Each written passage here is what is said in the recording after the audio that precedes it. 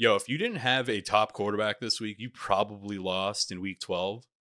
It was an absolutely crazy week. One of the lower, wider receiver scoring weeks of the season that I can remember. We have our top performing wide receiver on the season was fucking Mike Evans at 22 fantasy points. So there might have been a lower week in prior, but I just can't remember. But yeah, it was pretty crazy, man. We had that shootout with the Bills and Eagles.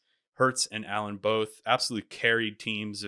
If anybody was going up against like Dak and you had Hurts or Allen, you're probably feeling super nice. You're probably feeling hella depressed after Thanksgiving, but it was a quarterback and running back week for sure. We saw Kyron Williams come back from IR.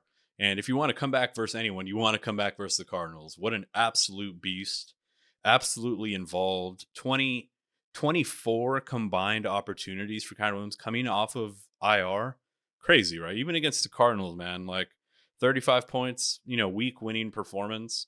I thought week 12 was a week in which I think some guys popped off for people who you might not have been starting, which is unfortunate, right? I think, like in my league, somebody had CJ Stroud on the bench because, the expectation is that this Jaguars game might be a little bit tougher for him to produce. Jordan Love probably wasn't really started by too many people going up against the fucking Lions, dude. Who really thought that the Packers would dominate, to be honest? And then Christian McCaffrey doing Christian McCaffrey things. He's the absolute MVP of fantasy football. Year long, season long. He's been absolutely amazing, as well as Hurts, as well as Allen.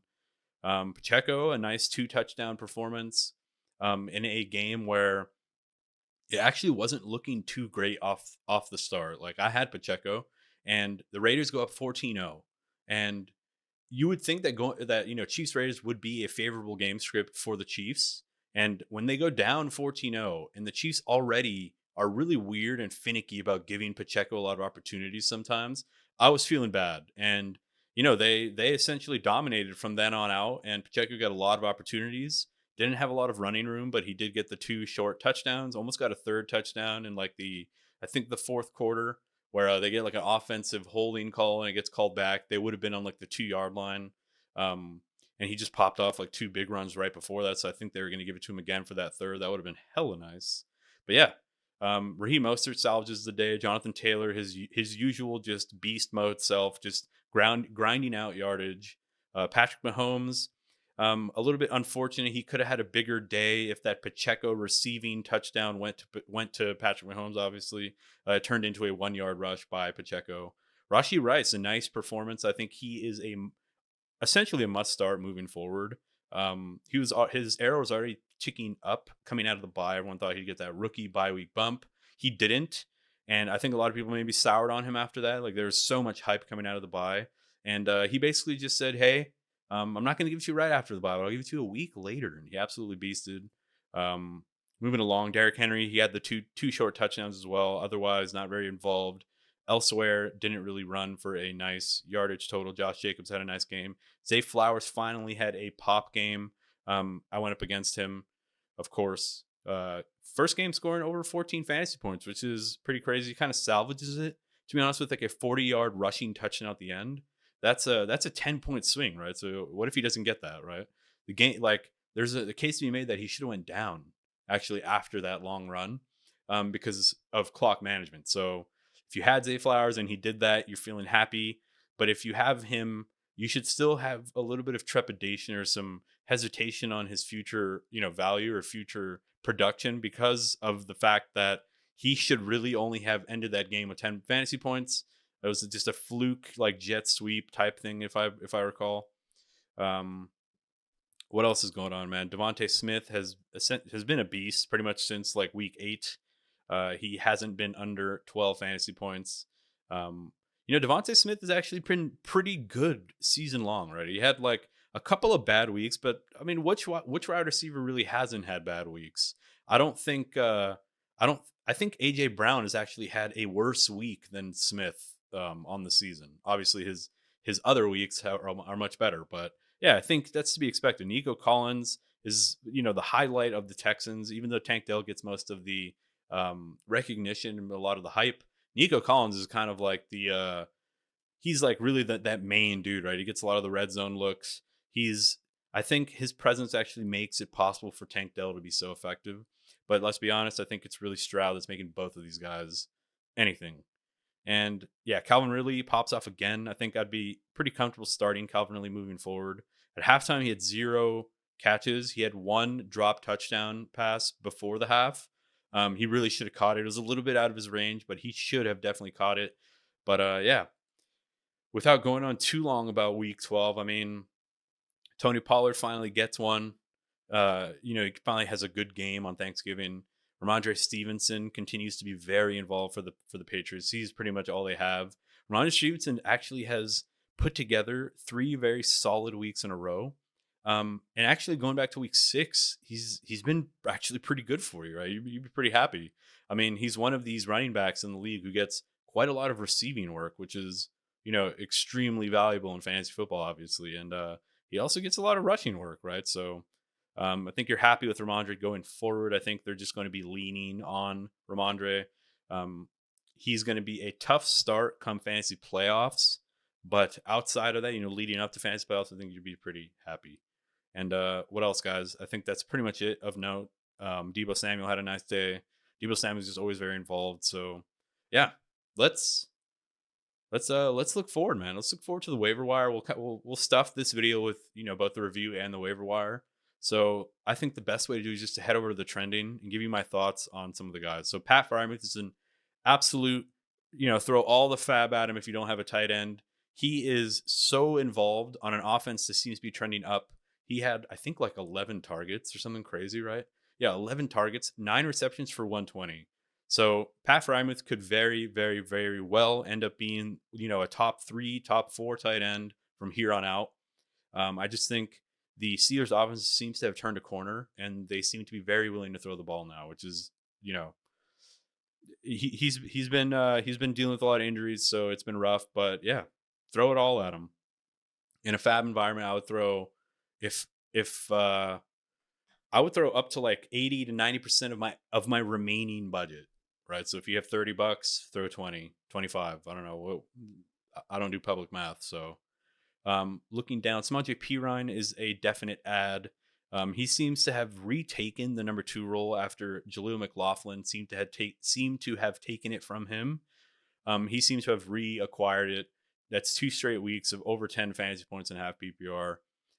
He spells Javonte Williams anytime Javonte Williams is banged up or comes off the field because he's tired. It's Perine that ends up coming in, and he ended up vulturing a touchdown last week.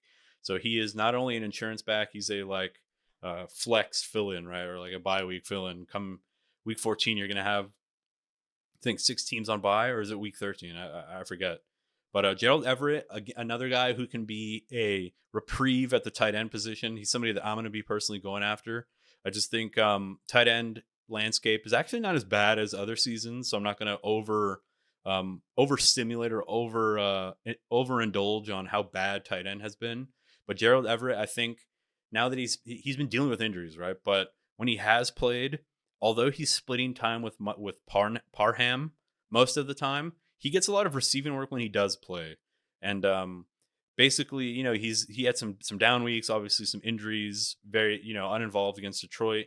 But now, following him hopefully being healthy and the Chargers really just lacking any semblance of a receiving room, right?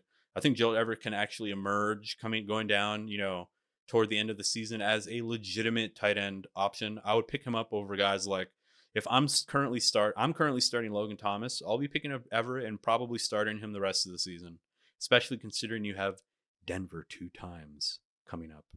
Remember that. Denver's the matchup you want to target for tight end.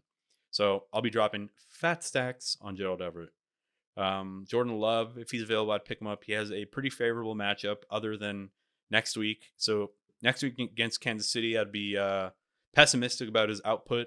But after that, you have a bunch of good matchups back to back to back going into the fantasy playoffs, through the fantasy playoffs.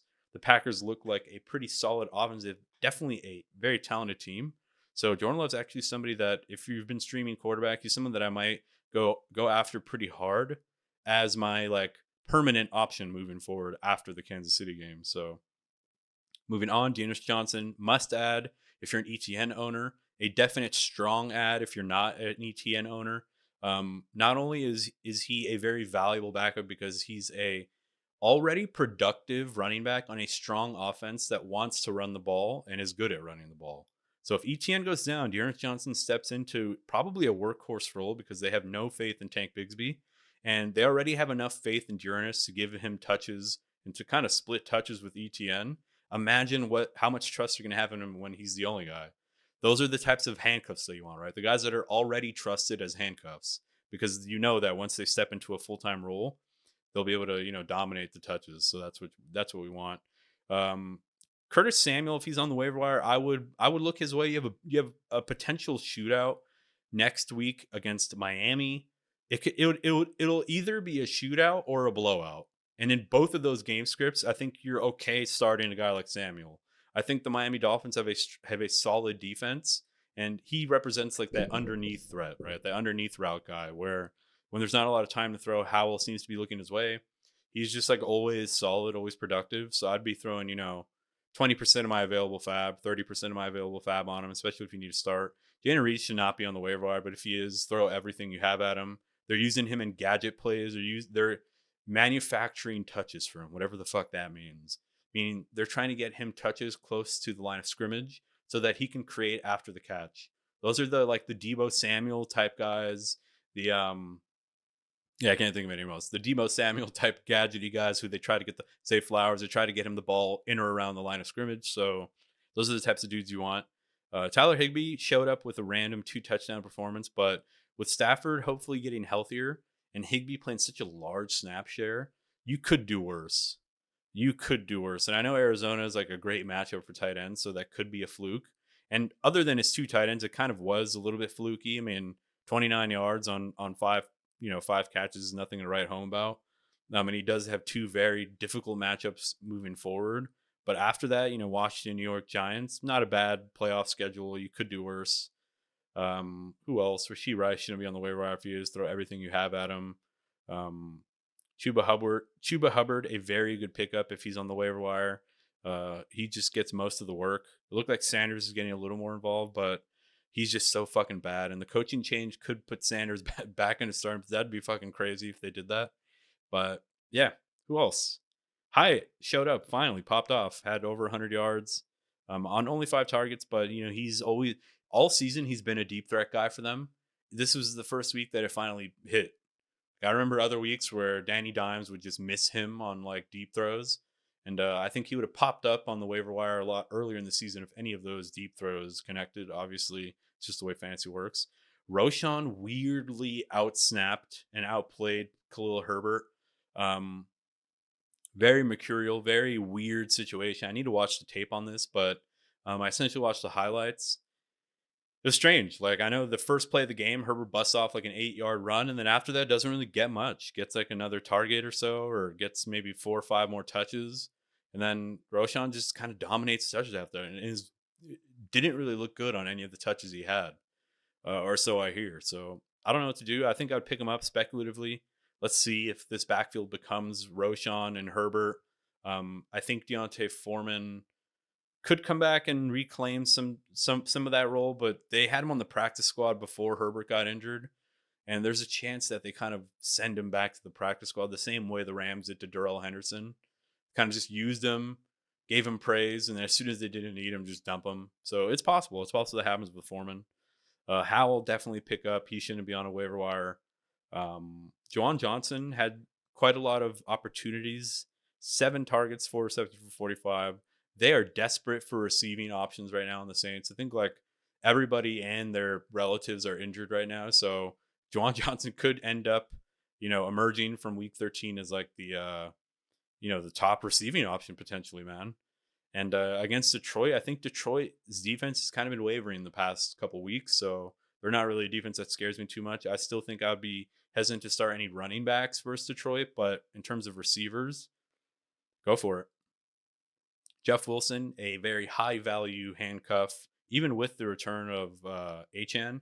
I do think Jeff Wilson can kind of carve out himself a little role. He's kind of like a Samaje Perine type guy to me, where He's not going to be the lead guy, but if an injury were to happen ahead of him, he can be a serviceable guy moving forward. If Mostert were to get injured, which can happen anytime, he's older, right?